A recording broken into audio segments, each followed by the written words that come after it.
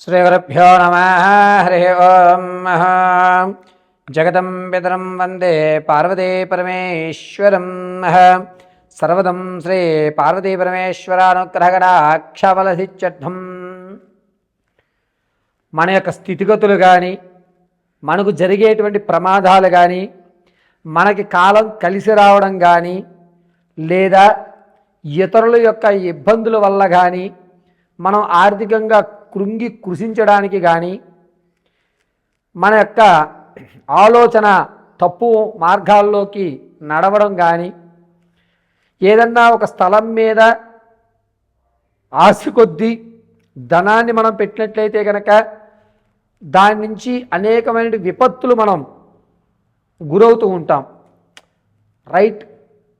కరెక్ట్గా రైట్ చాయిస్లో మనం పెట్టలేకపోయాం, ఇక్కడ పెట్టకూడదు, ఇది కొన్న దగ్గర నుంచే మనకి అనేకమైన ఇబ్బందులు కలుగుతున్నాయి, నేను ఈ స్థలానికి వచ్చిన తర్వాతే అనారోగ్య సమస్యలు పెరుగుతున్నాయి, ఆర్థికంగా రూపాయి నిలవట్లేదు ఈ ఇంట్లో అనేటువంటి అనేకమైనటువంటి ప్రశ్నలు మనం వింటూనే ఉంటాం.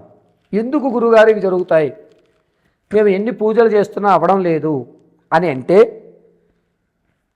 జాతక చక్రాలని పరిశీలన చేయడం అనేటువంటిది రకరకాల విధానాల్లో ఉంటాయి. కొంతమంది అంశచక్రంలో, కొంతమంది ఆరూఢ చక్రంలో, మరికొంతమంది నవాంశ చక్రంలో, మరికొంతమంది దశాంశ చక్రంలో జాతకాల్ని పరిశీలన చేస్తూ ఉంటారు. అయితే అన్ని పరిశీలనలు కూడా 100% మనకి రిజల్ట్ ఇస్తాయా అంటే కొన్ని మాత్రమే రిజల్ట్ ఇస్తాయి. అందులోనూ కర్మ సిద్ధాంతం అనుసరించి, జాతక రీత్యా అనుసరించి, గోచారంలో జరిగేటువంటి తప్పుదాల ఆధారంగా మనం జాతకాన్ని పరిశీలన చేసుకోవాలి.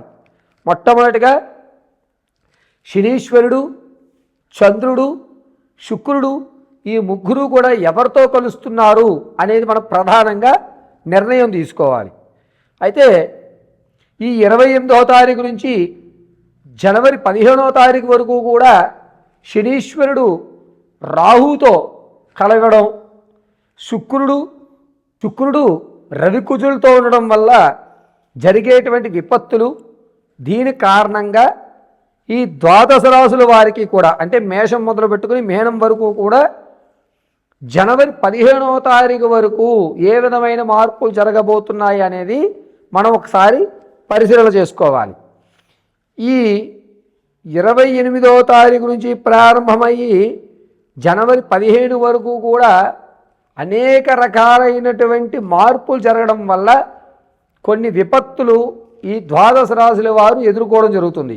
వాటి నుంచి తప్పించుకునేటువంటి మార్గాలు ఏమిటి, ఏ దేవతారాధన చేయాలి, ఏ విధంగా మన ఆలోచన మార్చుకోవాలి అనే విషయాన్ని ఇప్పుడు మనం వివరణగా ఏ రాశి వారికి ఆ రాశిగా మనం పరిశీలన చేసుకుందాం. మేషరాశి వారికి ఈ నెల 28వ తారీఖు నుంచి జనవరి 15 వరకు కూడా ఆర్థికంగా అనేకమైన ఇబ్బందులు కలుగుతున్నాయి. శనిలో రాహు ఉండడం వల్ల ఏమి ఆలోచిస్తున్నారు అనేటువంటి విధానం చాలా ఇబ్బందిదాయకంగా ఉంటుంది. ఒంటరిగా ఉండడానికి, ఏకాగ్రతగా మీరు ఏదైనా ఒక స్థలంలో కానీ ఒక ఇంట్లో కానీ జనాలకు దూరంగా ఉండాలి అనేటువంటి ఆలోచన డిసెంబర్ 3వ తారీఖు నుంచి ప్రారంభమవుతూ ఉంటుంది. కాబట్టి 98% వరకు కూడా మేషరాశి వారితో పాటు ఎవరో ఒకళ్ళు ఉండడం చాలా మంచిది. వీరు తీసుకునే నిర్ణయాలు చాలా కఠినంగా ఉంటాయి. జనాలకు దూరంగా ఉండాలి, నాకంటూ ఎవరూ లేరు, ఎందుకని నేనే మాత్రమే ఇలా ఉండాలి, ఇటువంటి ఒక విధమైనటువంటి మాటలు మాట్లాడుకుంటూ ఉంటారు. పైగా ఆరోగ్య సమస్యలో కూడా అనేకమైన ఇబ్బందులు కలుగుతున్నాయి. గొంతుకు సంబంధించి ర్యాషెస్ రావడం కానీ, లేకపోతే తరచుగా వామిటింగ్స్ అవ్వడం కానీ, చెవులు గులుం పెట్టినట్టుగానో లేకపోతే దిబ్బడి వేసినట్టుగానో ఇబ్బందులు కలిగేటువంటి అవకాశం మేషరాశి వారికి గోచరిస్తుంది. కుజుడు, రవి, బుధుడు కూడా ఏకస్థలంలో ఉండడం, ఏళ్ళనాటి శని ప్రభావం, అందులోనూ రాహువుతో కలిసి ఉండడం, ఇవన్నీ కూడా మేషరాశి వారిని మానసికంగా కృంగిస్తూ ఉంటాయి. జనవరి 1వ తారీఖు నుంచి 15 మధ్యలో మాత్రమే వీరు లేదు, నేను నాలాగానే ఇదివరకుట్లాగా నేను కష్టపడదాము, సమయాన్ని నాకు అనుకూలంగా మార్చుకుందాము అనేటువంటి ఆలోచన జనవరి 1 నుంచి వస్తుంది. కాబట్టి ఈ డిసెంబర్ 3వ తారీఖు నుంచి జనవరి 1 వరకు కూడా మేషరాశితో వారు ఎవరో ఒకరు ఉండడం మంచిది. ఎక్కువ శాతం ఇటువంటి వారిని ఒంటరిగా వదలకుండా చూసుకోవడం ఉత్తమమైన మార్గంగా చెప్పచ్చు. వీరు అనూహ్యంగా ధనాన్ని వేరే వేరే వాళ్ళకి విచ్చిచ్చేసి నానా ఇబ్బందులు పడేటువంటి అవకాశం ఏర్పడుతోంది. కాబట్టి మేషరాశి వారు డిసెంబర్ 3 నుంచి చాలా జాగ్రత్తగా ఉండండి. జనవరి 1వ తారీఖు వరకు కూడా అనుకున్న పనులు ఆటంకాలు ఏర్పడడం, అవుతున్న పనులు మధ్యలోనే ఆగిపోవడం, చికాకు వాతావరణం రావడం, మీరు వదిలేసినటువంటి పాత బంధాలు మళ్ళా రావడం, సరే మనకి ఇక్కడ ఎలాగా ఆనందదాయకం లేదు కదా, పాత బంధాలనే ఆనందదాయకంగా చేద్దామనేటువంటి వివరణలోకి రావడం, గందరగోళ కన్ఫ్యూజన్లో ఏం చేద్దాంలే, ఏంది భగవంతుడు అనుగ్రహం చూద్దాంలే అనేటువంటి మాటకి మీరు వచ్చేస్తారు. కాబట్టి ఈ మేషరాశి వారు ఈ 28వ తారీఖు నుంచి ప్రారంభం చేసుకుని జనవరి 3వ తారీఖు వరకు కూడా దైవ సంబంధితమైన గుళ్ళకు వెళ్ళడము, లేదా ప్రవచనాలు వినడము, లేదా ఎంతసేపు కూడా లలితా సహస్రనామాన్ని వింటూ ఉనండి. కుదరలేదా ఈశ్వరుడికి సంబంధించినటువంటి పద్య భాగాలు కానీ లేదా పాటలు కానీ వినడం అత్యంత అద్భుతంగా కలిసి వస్తుంది.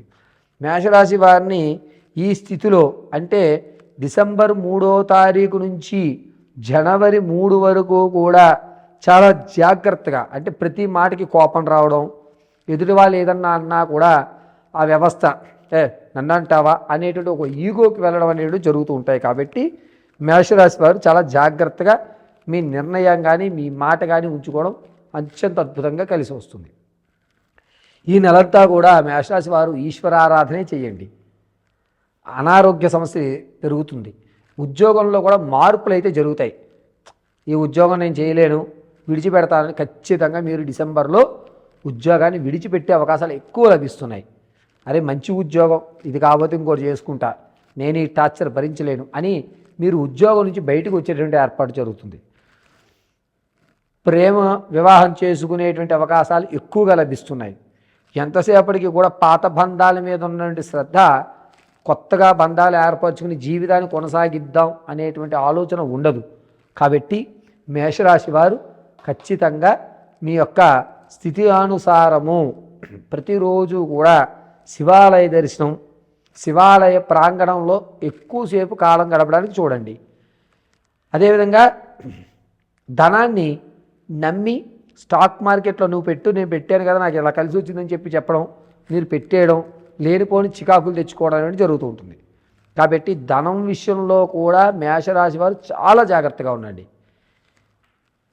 ఆరోగ్యము, ఐశ్వర్యము ఇవి రెండూ కూడా ఈ నెల నుంచి వచ్చేటువంటి నెలలో కొంచెం ఇబ్బందిదాయకంగా ఉన్నాయి. కాబట్టి ఈశ్వరారాధన చేస్తూ నమో నమః శివాయ నమో నమః అనుకుంటూ ఉండడం ఉత్తమమైన మార్గంగా చెప్పడం జరుగుతుంది.